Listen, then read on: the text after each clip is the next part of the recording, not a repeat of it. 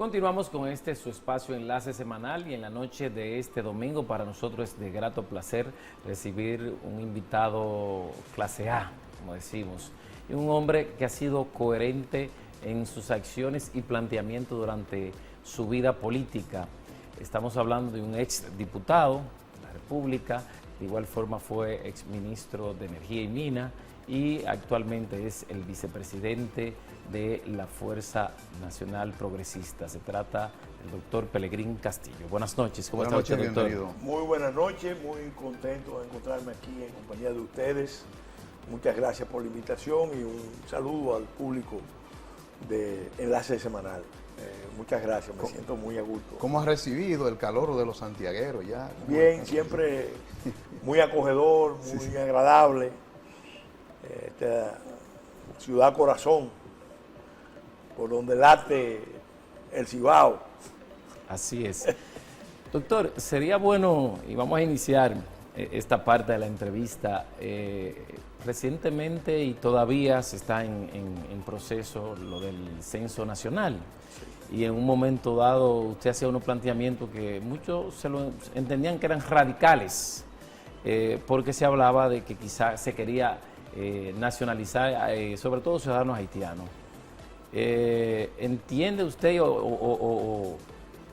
que es una realidad y que eso va a ser así con la ejecución del censo? ¿O más bien esto nos ayudará a nosotros a poder crear políticas en favor de la ciudadanía? Mira, Nicolás, en una reunión que se hizo de los partidos políticos con el presidente con motivo de los efectos del huracán Fiona, yo le planteé al presidente, cuando nos habló de los costos para la recuperación de la región este del país, yo le planteé al presidente la conveniencia de que suspendiera el censo. Y obviamente le planteé una alternativa, que creo que es la alternativa mejor para que el país mejore sus informaciones de población, de familia, de distribución de las actividades sobre el territorio, que es la creación de la ley de registro municipal obligatorio. Una ley de registro municipal obligatorio, tú logras tener una información, no cada 10 años, sino todos los años, actualizada, de cómo se comporta la población, el perfil de la población, las actividades que realizan, etcétera, etcétera. Eso pasa en muchas partes del mundo, no estamos inventando nada, y sustituye con mucho al censo. Además hay mucha información, eso que se dice de que no tenemos información es falso. El gobierno tiene más información de la que debería tener sobre la población. El sistema bancario, la información de la telefónica, el sistema crediticio, los sistemas de seguridad. No sé si mencioné la telefónica. Sí. La telefónica, el registro civil, Los extranjeros. el registro electoral. Se supone que hay un registro de extranjería, se supone. Migración tiene un registro. Eso ayudaría a tú tener el control, porque tú no puedes acceder a ningún servicio público si tú no estás registrado municipalmente. Si estás registrado en varios municipios, tú defines cuál es tu primera vivienda y dónde tú tienes tu segunda vivienda, o dónde tú tienes tu predio. Y así tú vas levantando mucha información actualizada. No tienes que esperar 10 años para hacer un censo mal hecho. Un disparate.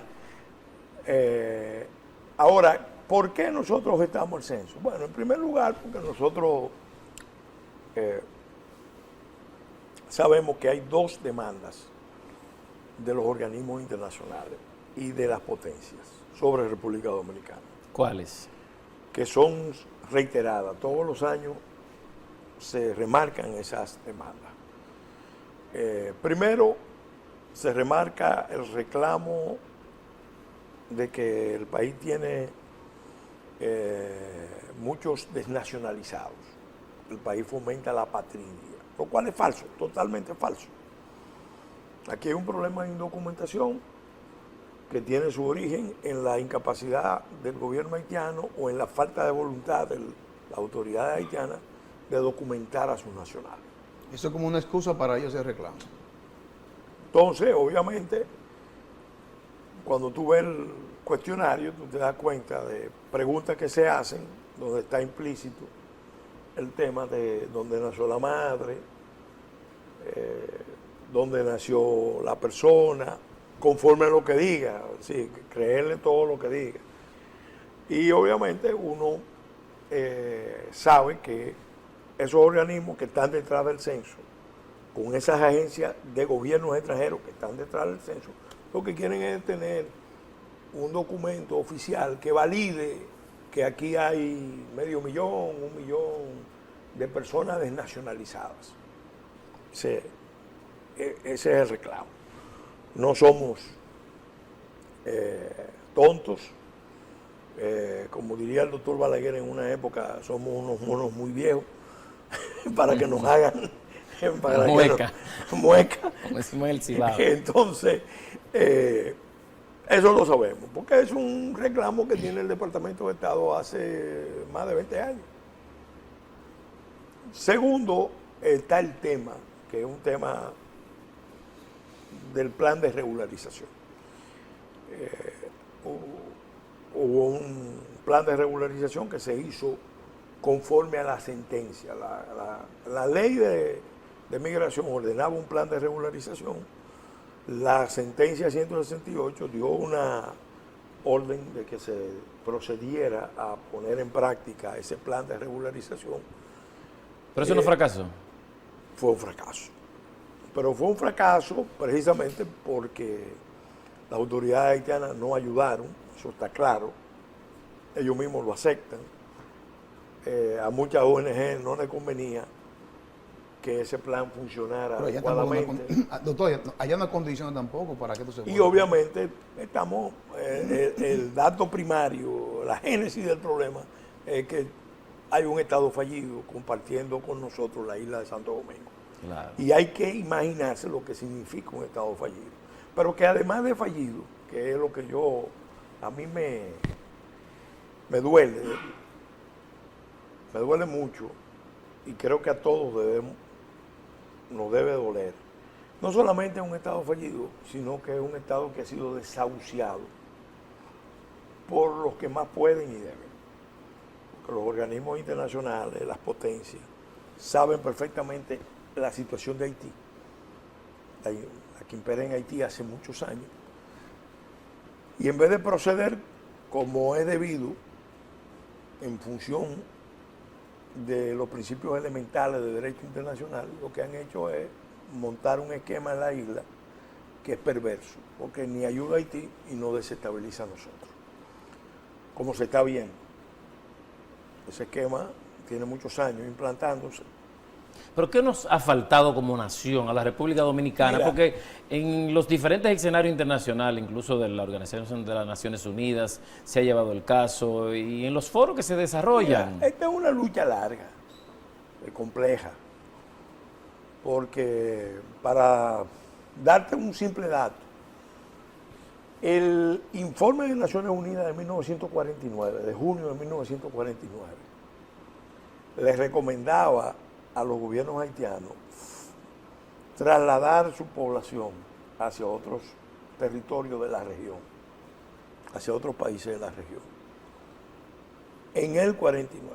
Y las razones que daban era que había un deterioro del medio ambiente, de los recursos naturales, de los recursos hídricos, y que no había manera de garantizar la supervivencia de esa población en Haití. Eso era en el 49, empezando la Guerra Fría. Ellos con los ojos para acá ya. Ya estaban mirando hacia la región y obviamente hacia la República Dominicana. Cuando estalló la Guerra Fría era bastante complicado poner en práctica ese tipo de mecanismos. Sin embargo, cuando vino el periodo de distensión con la elección de Gorbachev y después cuando se produjo la caída del campo socialista, ya que llegaba a Clinton. Entonces empezó a montarse un esquema que es un esquema perverso porque, repito, parte de la idea de que en Haití no hay nada que hacer. Un Estado desahuciado, el convencimiento es de que el pueblo haitiano como nación no tiene más destino que buscarle un espacio de supervivencia. Y obviamente en todo este periodo, 30 años, los poderes internacionales han condicionado todos los tratos con República Dominicana a que República Dominicana acepte jugar el rol de Estado pivote, de Estado tapón, de ser el buffering, la zona de amortiguamiento de esa crisis. Las clases dirigentes del país, no excluyo a nadie, políticos, empresariales, intelectuales, religiosas, de una u otra manera han ido adaptándose al esquema de ser Estado pivote, pero los últimos acontecimientos en Haití revelan que ese esquema ni funciona para Haití y nos desestabiliza a nosotros. Y eso es más grave porque coincide con una guerra mundial en curso, donde las potencias están luchando en la región del Caribe, coincide con un fenómeno de disrupción en todo el continente, Norteamérica, Sudamérica, y eso nos acerca a un escenario de alta conflictividad porque en Haití hay un duelo histórico entre los que entienden que Haití solo se puede gobernar con una dictadura presidencial, una presidencia dictatorial, estilo Duvalier. En ese empeño le fue la vida al presidente Juvenal Moïse.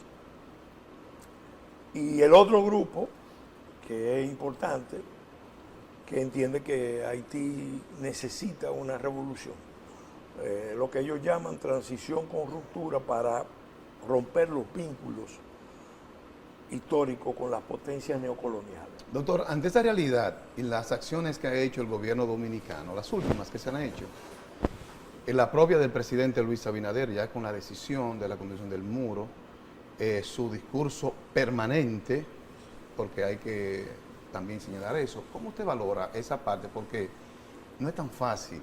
Usted está hablando del año 49, o sea, todos los gobiernos han pasado por ahí. Y hay unas intenciones de organismos internacionales que están muy definidas también. Entonces, algo hay que hacer. ¿Cuál es su valoración? Mira, yo creo que el presidente Abinader, ya con Donald Trump en la presidencia, él empezó a cambiar sustancialmente la política exterior de República Dominicana, y en un sentido correcto. No es que los otros presidentes no hayan dicho lo mismo, pero ninguno lo ha dicho con más consistencia, en forma más reiterada que el presidente Abinader, lo cual es muy importante. Anunció el muro, que era un planteamiento que cuando nosotros lo hicimos parecía extremista. Un mito parecía en un momento. No, es un extremismo de los bichos, un tremendismo Sí. de los castillos, de la Fuerza Nacional Progresista. Obviamente nosotros probablemente teníamos más información y la visión en un momento más aplicado al estudio de los impactos de esa crisis en República Dominicana. Por eso planteábamos el tema del muro. Pero nosotros siempre vimos el muro como el complemento de la política exterior. Porque si tú planteas que es un problema internacional, que no es un problema de migración, la solución tiene que ser internacional. Pero para que haya solución internacional, por lógica, tú tienes que cerrarle la vía a la idea de que puede haber una solución nacional. Por eso la importancia de que el presidente dijera: no hay solución dominicana al problema haitiano. Ahora, ¿dónde ha venido el problema? Que en política internacional no basta tú cambiar el discurso. Si tú cambias el discurso por más fuertes que sean los argumentos, por más fuertes que sean los hechos, si tú no acompañas el discurso con acciones de Estado, esas fuerzas que tienen años comprometidas con esa visión, lo que van a querer es vencerte, demostrando que tú no tienes la entidad, la fortaleza de Estado para resistir el esquema que se ha impuesto.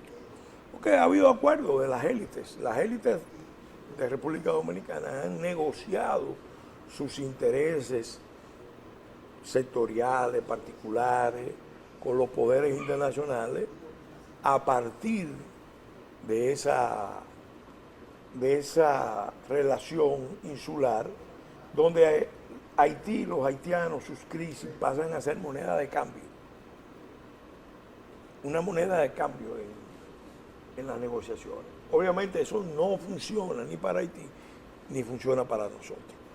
Aquí se avanzó, por ejemplo, con el esquema de que, bueno, vamos a crear el mercado unificado de los 25 millones. Eso es no entender la historia, no entender la cultura, no entender que cuando hay un Estado fallido de por medio, la prioridad tiene que ser reconstruir el Estado. No hay interlocutor ni siquiera. Claro, porque un esquema de ese tipo no funciona. Y se le ha dicho, ahora tenemos la oportunidad de salirnos de la trampa. Y tú preguntas qué podemos hacer, qué debemos hacer. Bueno, nosotros, desde la Fuerza Nacional Progresista, en el caso mío desde Fopredón, como presidente de Fopredón, el Instituto Bartiano y un movimiento cada vez mayor de ciudadanos que están tomando conciencia del problema, bueno, lo que estamos planteando es, ante todo, unidad nacional. Porque un país dividido, un país disperso, un país que no logra inteligir la naturaleza del reto, está muy expuesto. Y nosotros estamos muy expuestos. Por eso la unidad es muy importantísima. La toma de conciencia y la movilización permanente del pueblo, tanto aquí como en el exterior. Doctor, justamente por esa línea, usted habla de unidad y es muy atinado, pero aquí vemos que religiosos son los primeros que están en la frontera y ayudan a que los haitianos lleguen a la República Dominicana. Incluso hubo un momento que, sin mencionar nombre, hubo un sacerdote que daba unos carnés y lo veía como bueno y válido. Lo otro es que hay empresarios de la construcción, agrícolas, que utilizan la mano de obra haitiana y ellos dicen que eso tiene un impacto para ellos positivo en la economía. Entonces, ese grupo no está necesariamente alineado a lo que usted está diciendo. ¿Cómo llevarlo a ellos a entender eso y que cumplan la ley que existe laboral? El proceso de unificación no es algo que se hace en un solo acto, es un proceso que va a tomar un tiempo, pero ya está en camino, que eso es lo importante. Nosotros ahora recientemente dimos a conocer un documento, se lo hicimos llegar al presidente, al ministro de Trabajo, al ministro de Interior, se lo vamos a hacer llegar a todos los sectores empresariales.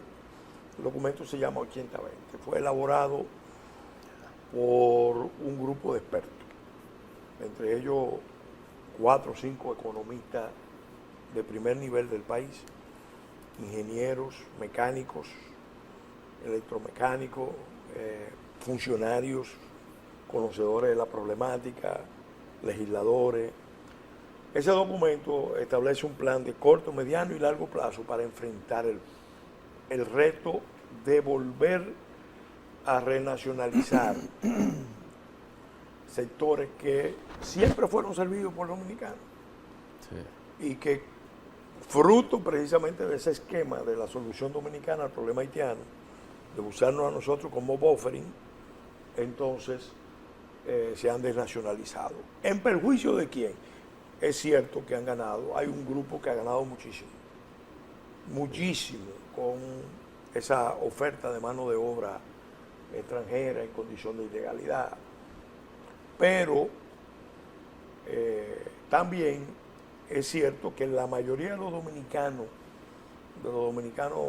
de extracción humilde son los que están pagando las consecuencias. Yo quiero decirle a ustedes que el salario efectivo de República Dominicana, el salario real, no ha subido lo que ha debido subir, a pesar de que la productividad media general es mayor, entre otras cosas por ese factor de anclaje, de depresión. ¿Qué se persigue, doctor, con esa propuesta? Porque hablamos de una ley que obliga el cumplimiento de un porcentaje. Entonces, ¿esa propuesta qué persigue? Bueno, esa propuesta precisamente persigue que se pueda cumplir con la ley 80-20. En algunas áreas no tiene que ser... clasificándola. No tiene que ser 80-20. Yo te voy a poner un ejemplo. Aquí hay compañías de seguridad privada. Sí. En materia de seguridad privada, todo el que trabaje en esa materia tiene que ser dominicano, exceptuando los cuadros muy técnicos de alta inteligencia, que aquí puede que no haya expertos. Pero dime qué justifica que haya 2.000, 3.000, 4.000, 5.000, 10.000 guardianes privados armados con revólveres y escopetas haitianos. Eso nada lo justifica. O sea, hay áreas donde el Estado tiene que tomar una decisión de decir, mira, aquí no puede haber. En el caso de la agricultura, que y la construcción, agricultura y construcción. Agricultura y construcción, las propuestas nuestras son muy claras. En la industria de la construcción hay una cantidad de medidas que el gobierno tiene que tomar para facilitar la renacionalización. Démonos cuenta que son sectores que están altamente concentrados.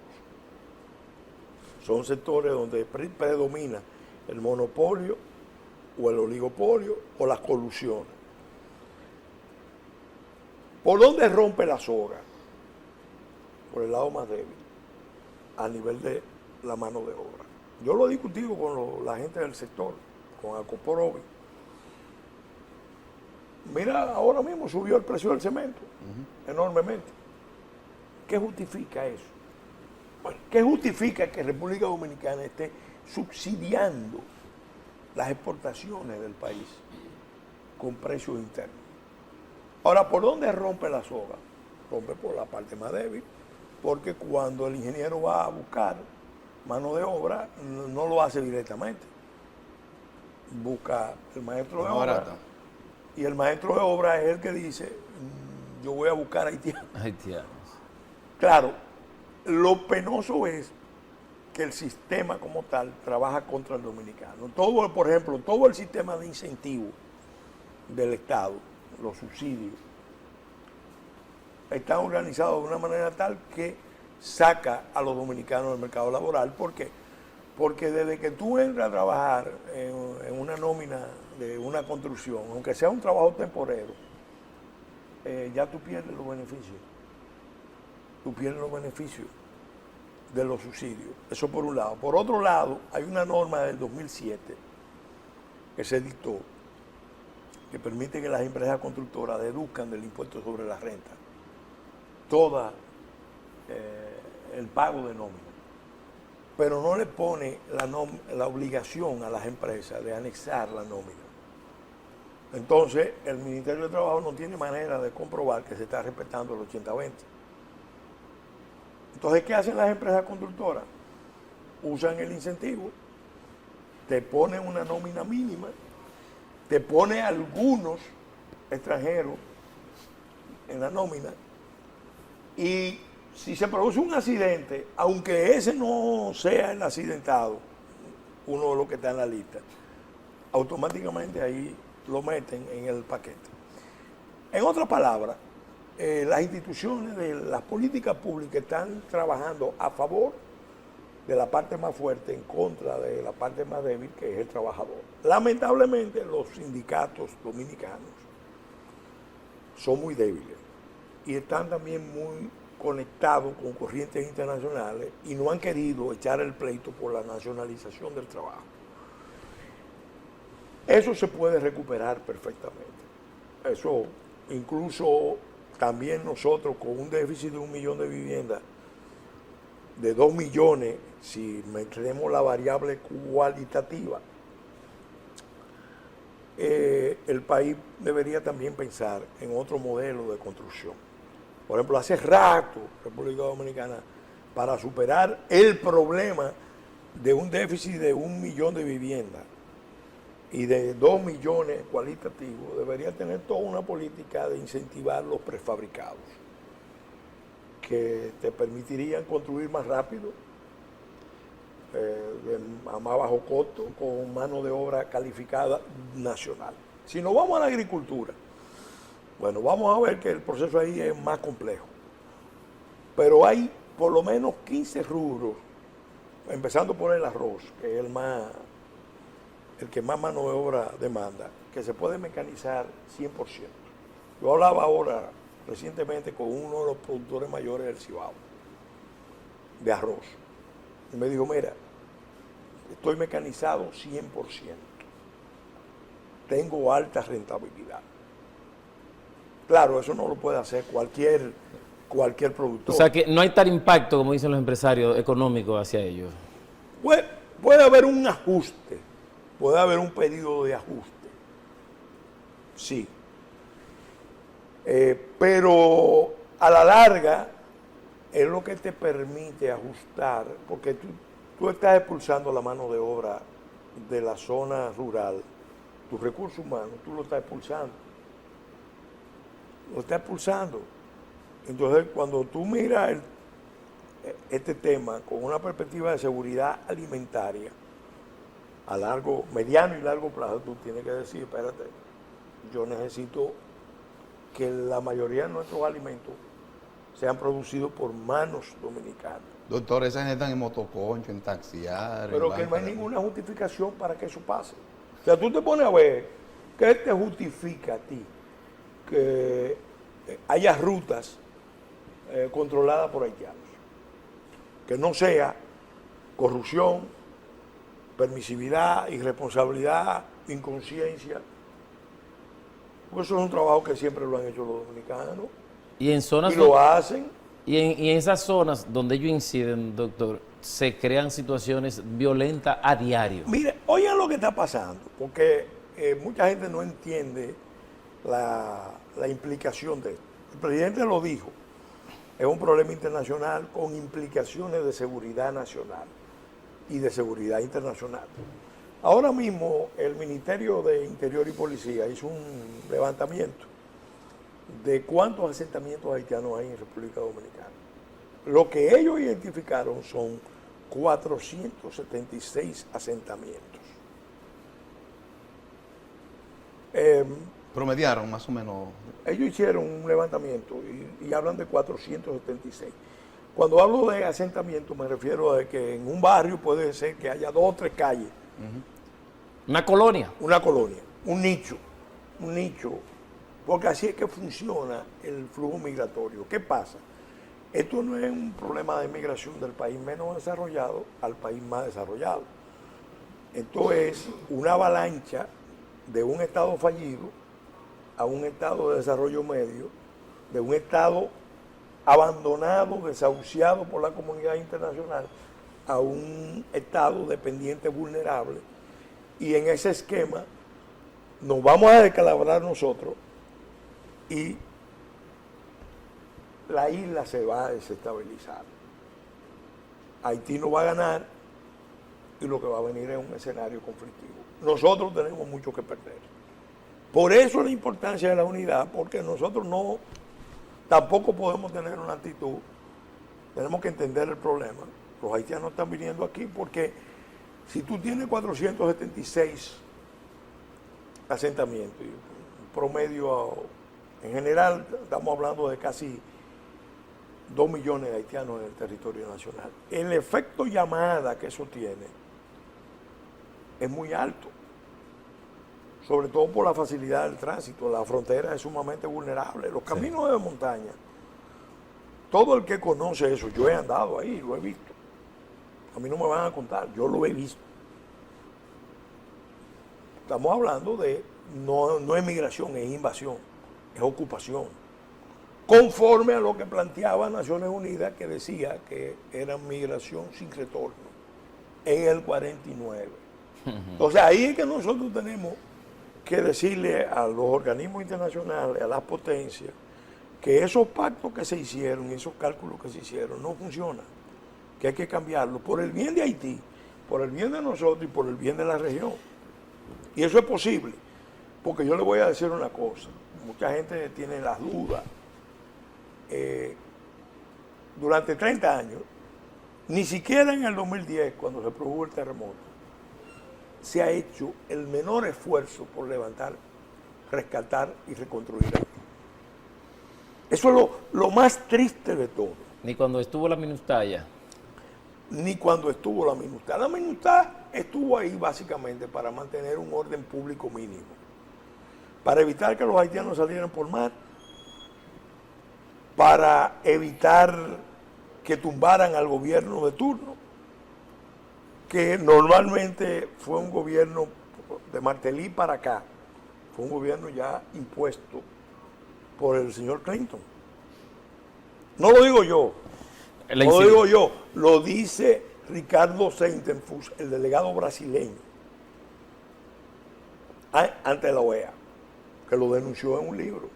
Doctor, yo creo que tú vas a tener que volver al programa. Entonces yo, Santo Willy preparó este programa, yo con mucho gusto. Sí, tenemos poco tiempo, pero me gustaría... La próxima vez que venga a Santiago, es un hecho. estoy de nuevo aquí para analizar el Claro. sí. Hay solución, Sí. pero el país tiene que unirse.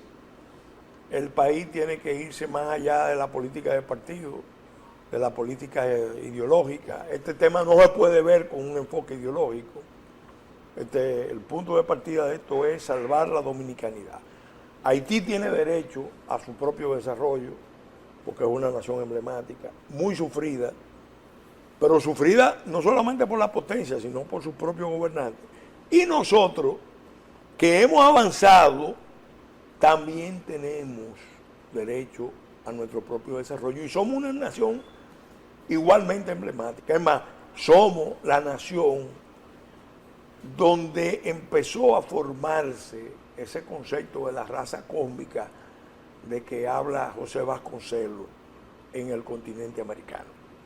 Bueno, muchas doctor. gracias, doctor. Gracias. Gracias al doctor Pelegrín Castillo por acompañarnos. La próxima vez hablaremos un poquito también de la Fuerza Nacional Progresista, que lo hemos dado a un lado, de la Junta Central Electoral, que está pidiendo más recursos. Y de Que energía. necesita más recursos, pero también tenemos que hablar de las reglas de competición electoral. El sistema político necesita una cirugía mayor. Una reorientación. Una cirugía mayor, y los actores principales que deberían asumir compromiso, lo digo como presidente de FOPREDON, están rehuyendo asumir el compromiso, y eso es muy peligroso en estos momentos. Bueno, En cualquier momento es peligroso, pero ahora es más peligroso. Y de los recursos naturales también, cuando ustedes regresen. De petróleo, de gas, de de todo. todo mire, eso, claro. gracias al doctor Pelegrín Castillo por acompañarnos en esta noche del domingo. Nosotros continuamos y al retorno habrá mucho más aquí en este su enlace semanal.